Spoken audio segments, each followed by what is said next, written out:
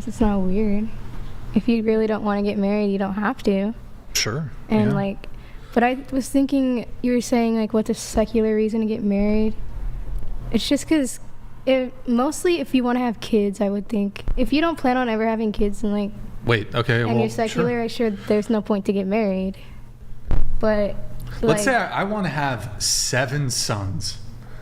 Explain to me how marriage is going to facilitate that. It's just when you're married, your household is more likely to be stable than if you weren't. And kids need a stable household. Okay, so I'm dating a woman.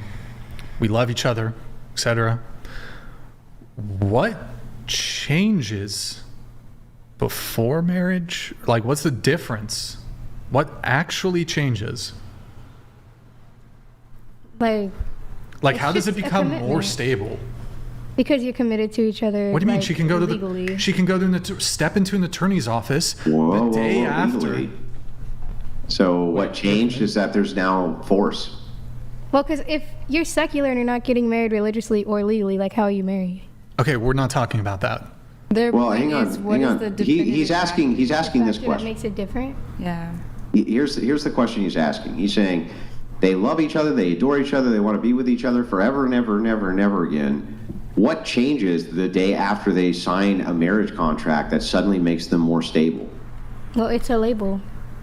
And you can have the same label absent the contract. Women like labels. That's what they want. That's why they want to be your girlfriend, and that's why they want to be I'll your wife. even grant to you that women want to get married because they feel more secure. But you're talking, you need to make a compelling argument for why men should get married, and how you feel is not a compelling enough reason.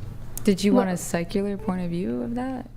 Yes. Well, if they know their woman wants to feel stable and that marrying her will make her feel that way, then why wouldn't you marry her? But I can just reverse this and say I would feel more stable if we didn't get married. Yeah, that but would just nullify it. Because if you guys don't agree. Yeah, but if you don't agree, why would you even be together in the first place? Well, you're asking why it's... Well, she's going to have to defer to me. Otherwise, if she keeps pushing it, that's the end of the relationship. I just think most high-value women would want to get married, and that's why you would do it if you want to attract a high-value woman. But if you're saying women who are not inclined to get married are low value? No, I'm not saying that as a blanket statement, but I am saying, based off trends and analysis, it seems like higher value women would want to get married. Why do these high-value women, marry high-value men, I'm assuming? Mm-hmm.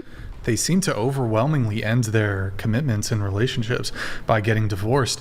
Not all people who get married are high value, though. Sure, absolutely. But and also, what is a high value woman? Oh, I'm going to get myself in trouble here. Okay, go ahead. I don't know. Shares the same morals as you. Okay. Is willing to, I don't know, cook for you. She's willing to be submissive? Sure. Okay. So she's submissive enough to follow my lead and not get married to me. Wouldn't that be submissive? You just Uno reversed me. I feel like that's What else, though? What else makes a high-value woman? I guess just if they're willing to put 100% into the relationship. Yeah. So. Okay. So she's submissive, right? That could be part of it. I know that's something for you. And I've made the determination in all my wisdom and intellect and so forth that getting a marriage under the state is the wrong move. Okay. And so she has to defer to my decision as the leader, and if she's going to be submissive. Mm-hmm. Wouldn't that be submissive of her to defer to my position on this? Yeah, but... Okay, based. Base submissive girlfriend for life. Crickets. I'm kind of. By the way, TTS is $69. If you guys wanted to get it in, we've lowered the TTS to $69. Now, Brian, I do have an argument. Yeah. On behalf of secular marriage that I've never given to you. Let's hear it. But it's going to blow you out, so I just want to make sure. All right, you ready? Go ahead. Yeah. From the Christian angle, secularists should get married. because they're going to get the shit kicked out of them so badly going through this marriage that their likelihood of coming to Christ will be greater. That's a new one. Based.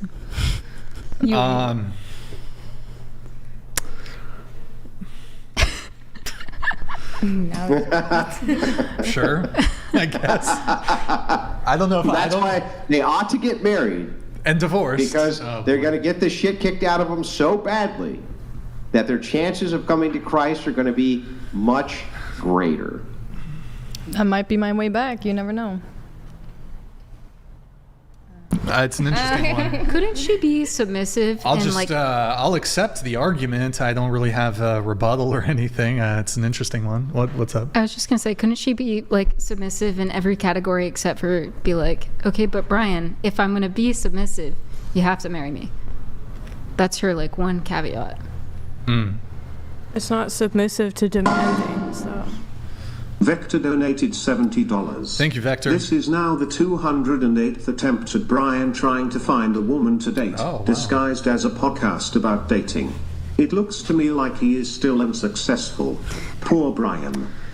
Well, I don't make it a habit to I date the women who are on the show, who come on the show.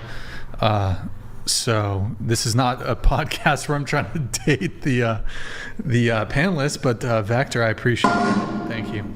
Christ is Lord donated $69. Thank you. Brian, if you don't want to pay on the first date for a non-traditional woman, why then should a traditional woman go against her values for a non-traditional man that wants sex before marriage? If I don't want to pay on the first date for a non-traditional woman, why then should a traditional woman go against? I mean, if you're a traditional woman who wants marriage, I'm not the guy for you. Look, I think there's like this sort of idea here that it has to be all or nothing when it comes to being traditional. I think it's more on a spectrum, really, and people will fall somewhere on the spectrum of being traditional or non-traditional. I don't claim to be 100% all the way towards traditional, certainly not. Obviously, Andrew calls me a degenerate. I have sex before marriage, heaven forbid.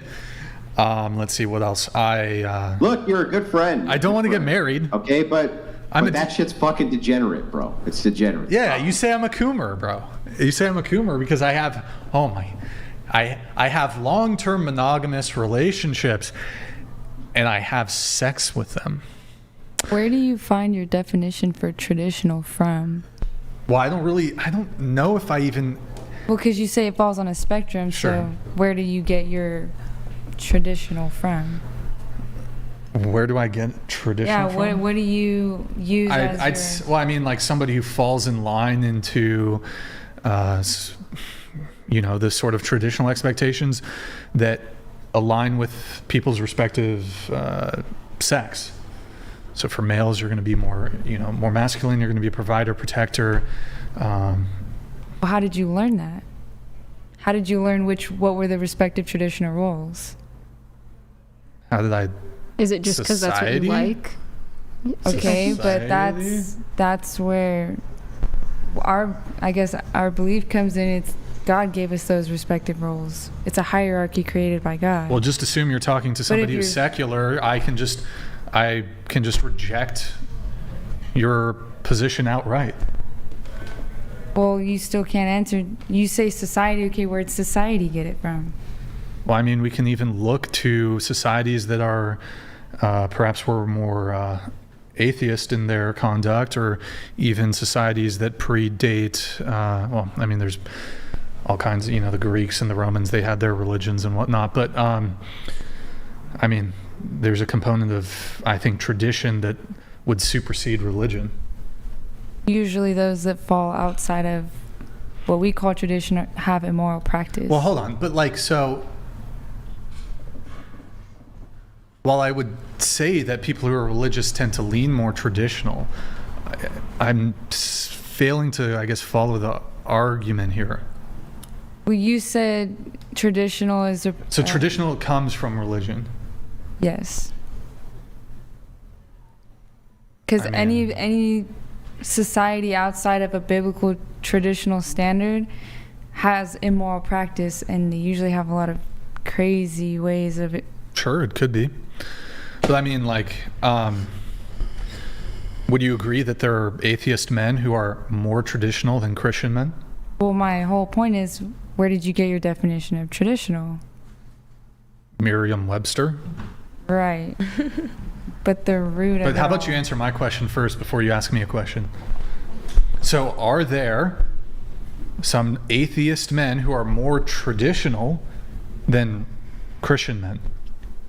I've come across several. I honestly don't think so. It might be very rare, but is it possible? I'm not saying it's impossible, Okay, but so there's it doesn't- always an exception. Right. Okay.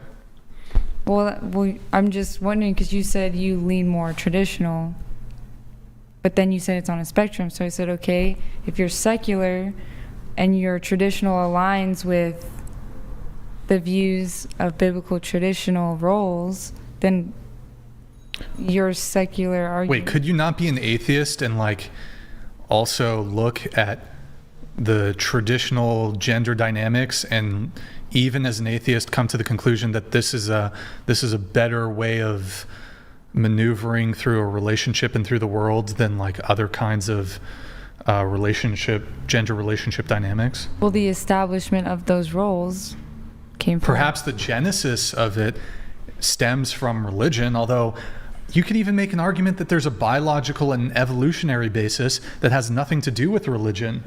Well, that's probably not. Let me ask you a question. Prior to any religion ever existing, do you think that the men and women, the way they conducted themselves, was traditional? Say that one more time. Sorry, Prior to the coming about of any religion, whether it's predates Christianity even, do you think that people were traditional? I think we in the fucking, I don't know, when they're cavemen or some shit? I think we had our natural roles based on There was- our creation and our abilities. Our abilities. They were given to us. It's the same Well, thing. let's assume there was an island where you put a group of people and maybe they were very young and they were not told about any sort of religion, right? Wouldn't it stand to reason that the sort of traditional dynamics in which you find desirable or that comport themselves to Christian theology or Christian faith, or that are more similar to that, or that, how's the best way to frame this? Would it be unlikely that a traditional dynamic between these people on this island, could it not manifest itself absent religion? I mean, my answer is probably going to annoy you, but the reason that would occur is because of the way we were created. So our abilities would naturally establish a hierarchy based on our creation. Wait, can I ask you a question? Let's say there was like let's say there was a civilization.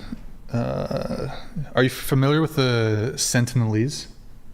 I've heard of it, not familiar.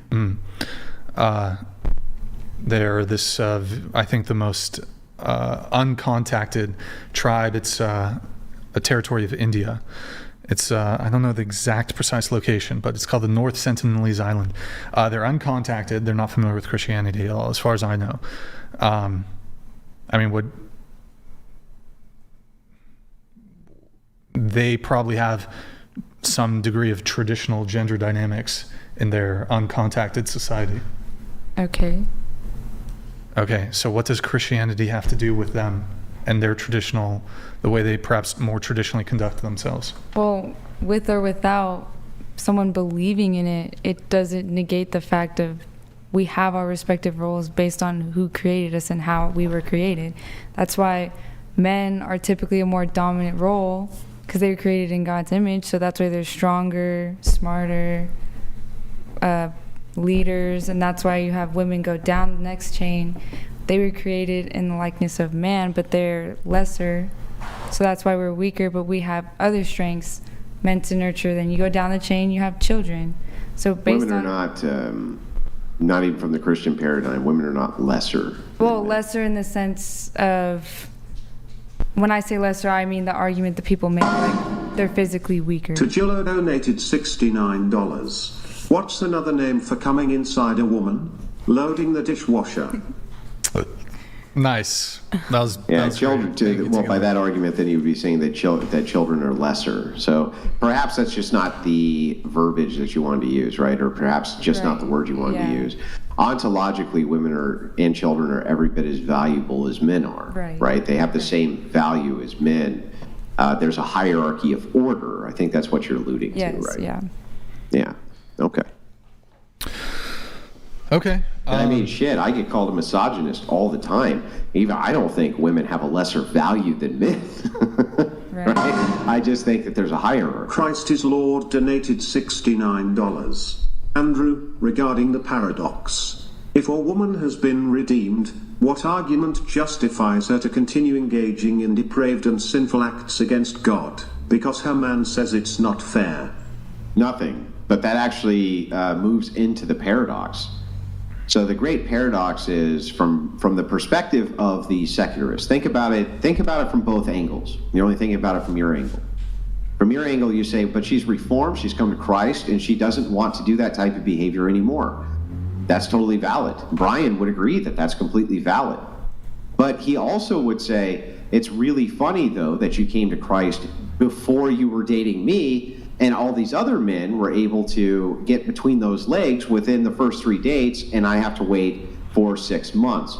It seems like it's awful convenient.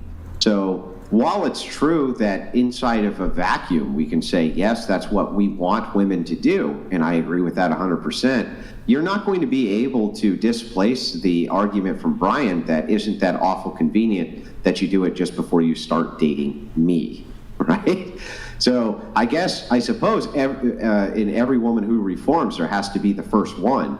Brian just says, I don't want to be that one, right? And isn't it super hard to blame him? That's where the paradox comes in. It's like, who's going to blame him? Well, I have a question. So I agree with Brian's point, but say when she was living that life, she was of lower value, meaning she brought less to the table. And then she went through a period of growth and maturity. She held off from it because obviously she can't wipe away her past.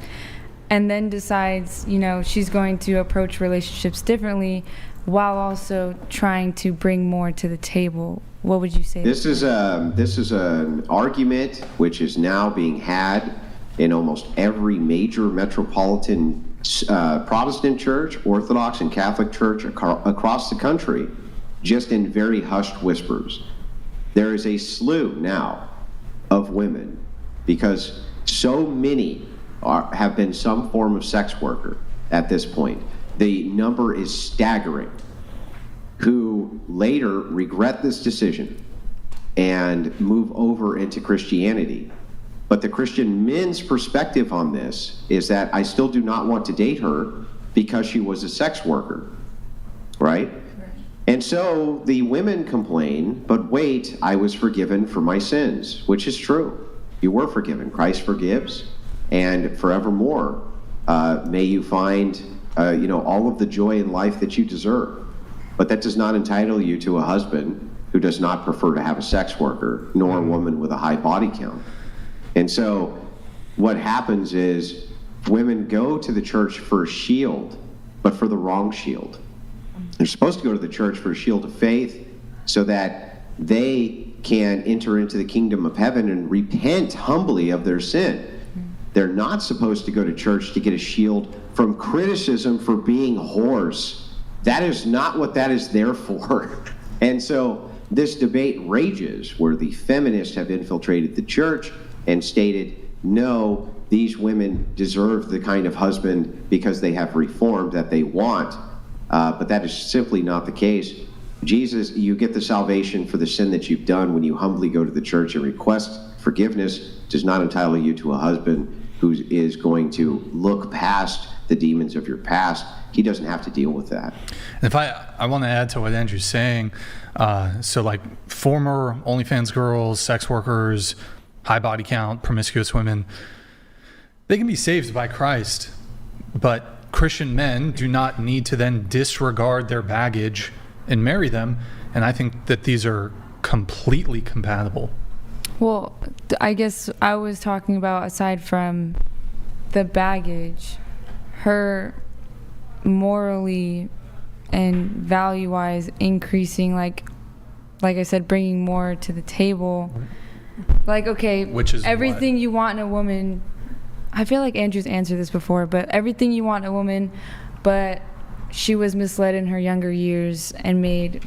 Then it's not everything you want in a woman. It's a contradiction in terms. Okay. So you can imagine me saying that the highest priority I have as a woman, let's say in Brian's case, he says, one of the highest values I have is a woman who has a very low body count. And you say, okay, but what if it's the perfect woman absent this thing? My argument to you would be, well, then it's not the perfect woman, right? Because it doesn't fall within the guidelines of what he considers a perfect woman to be, which is a low body count. So what happens is this great circle, right? But wait, I'm now everything that you wanted. That's great, but what about the fact that you still have this criteria that I want less than any other criteria? And so I don't know how women offset that.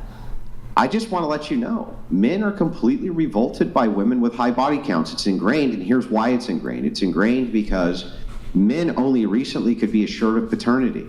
Oh, that's a recent invention where you could go get a paternity test and know that your offspring was yours. That was elusive to men. Kings would have given kingdoms to have known if the prodigy was theirs or not, if the offspring was theirs or not. Now we can do this. But it's so ingrained in us that we have a woman who is completely and totally monogamous to us only, so that we can assure the offspring is ours, that we find it completely revolting if they have a high body count, because from our perspective, it almost assures the offspring will not be ours, and we will end up being cuckolded. The assurance of the offspring not being yours, would that be because you can't trust her to not be promiscuous in the precepts of the relationship? Yeah, right. So the less women, or the less men a woman has been with, right, the more assurance that, imagine there's no paternity tests. Tell me how you guarantee that the child, from a man's perspective, think of it only from a man's perspective, there's no paternity tests. You tell me the criteria you would use to assure that your offspring was yours. Yeah, that makes sense. I can't say anything to that. That makes perfect sense. It makes perfect sense, right? So then wouldn't it make sense also that you were completely revolted? There was a revolting aspect to women who had been with a lot of men, because that ingrained in a man assures them that they push away the women who could not assure the offspring is theirs. Yeah, I guess what my question was like, say there's a break in the track record, like a good set of time, meaning like, I'll give a time frame to make it easier to understand. A lot of girls in high school now, specifically, are being fed these terrible morals and values and really immature and don't understand the consequences of it. Yeah. Then they finally. And what sex are most of the teachers in high school, by the way?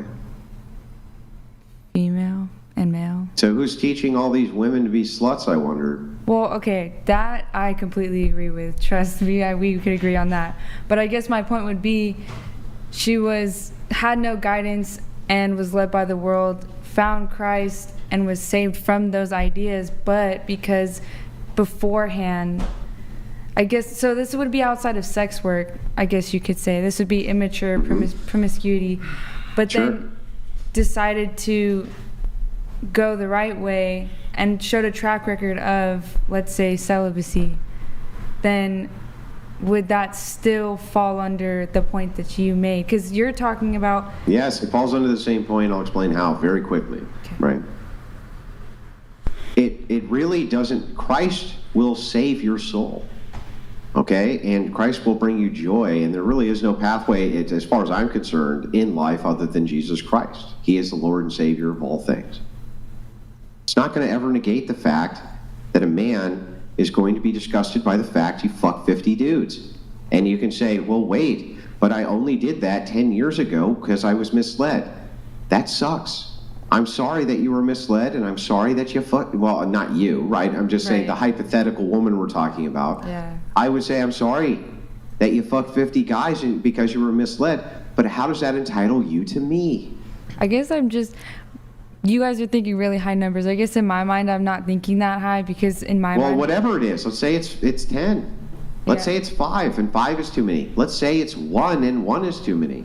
How are you entitled in any way, shape, or form to a man drawing the boundary that they don't want to be with a woman who's ever been with a man besides themselves just because they've been saved by Christ? That doesn't even make sense, right? That doesn't even make sense when you think about it. Right. I wasn't saying it was like an entitlement. I guess I was just asking your perspective on that. There's men who will look past all sorts of things, and God bless them. Okay, God bless those men who will look past all sorts of things. But here's the truth. The truth is that most aren't going to. Most aren't going to. Most men who are in churches and they want to find a woman of faith who shares their same values are running into this wall over and over again, where it turns out that this woman is a multi-tier divorcee, single mom, former sex worker, this and that. They don't want that shit. They don't want it.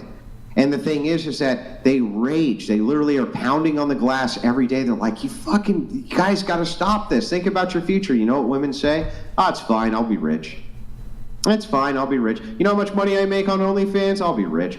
Brian has done a call to action now. I've counted, right? He's done it over 20 times while I've been on the program. 20 times he's done a call to action to women. Will you quit your OnlyFans career after now knowing the information that you did not have before? And you know what they always say every single time? Flat out, no. Yeah.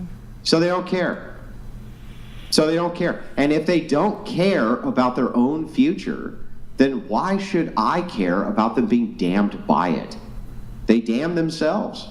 They just go, I don't care because who gives a shit? That's 10 years from now. And as we all know, every woman on planet Earth is going to be even hotter in 10 years. They're going to be even hotter in 20 years. Just ask them. They're going to be the hottest shit that's ever existed in 20 years. All you got to do is ask them, right? They all say the same shit. And then lo and behold, Panda donated right? $69. Sorry, I'll skip it. Go ahead. Yeah, then lo and I'll behold, come what back ends to up happening? 20 years hits, and they're like, fuck, I'm not hotter. Shit, I do have a lot of baggage. Damn, I really probably shouldn't have put naked pictures of me sticking a dildo up my vagina on the internet. Boy, that really came back to bite me in the ass. And men go, they just kind of shrug, right? They're like, but everybody fucking told you. And the women are like, yeah, but I did listen. But don't worry, it's okay now because I'm saved by Christ.